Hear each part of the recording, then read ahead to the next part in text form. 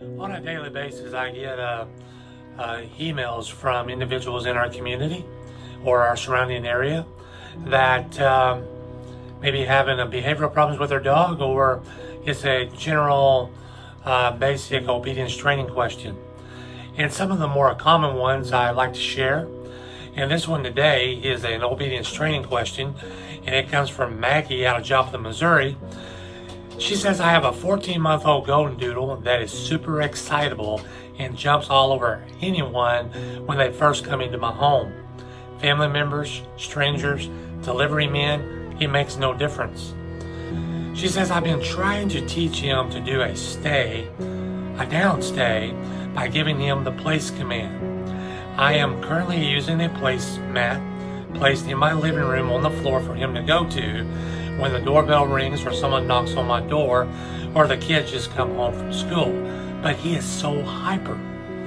He does pretty well when it's just me at home and we practice, but as soon as the kids are in the house, a guest is in the house, the doorbell rings, a knock on the door, he is all over the place. What do you suggest? Maggie, that was a very good question.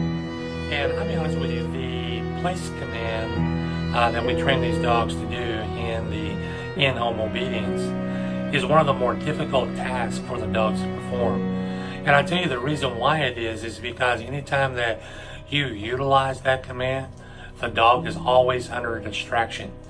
Meaning that what's on the other side of the front door, or what the kids are doing across the room, or what you're eating at the dinner table is going to be so much more interesting to the dog than actually going to that place command and holding that stay while it's there until you release it.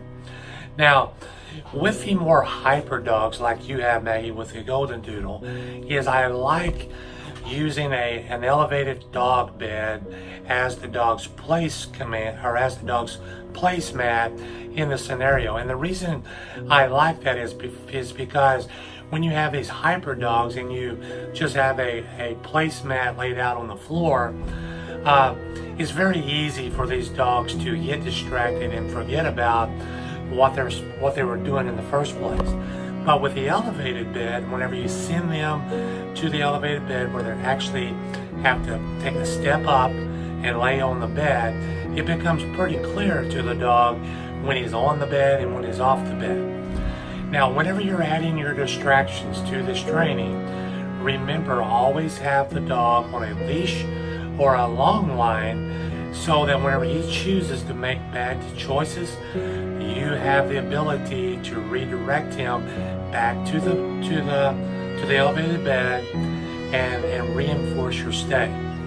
Now, I think that if you add your distractions and you change up those two things by the elevated bed opposed to being laid flat out on the floor, and put him back on a long line so that you can redirect him after a couple of training sessions, I believe that he is going to be holding that stay while he's in that place.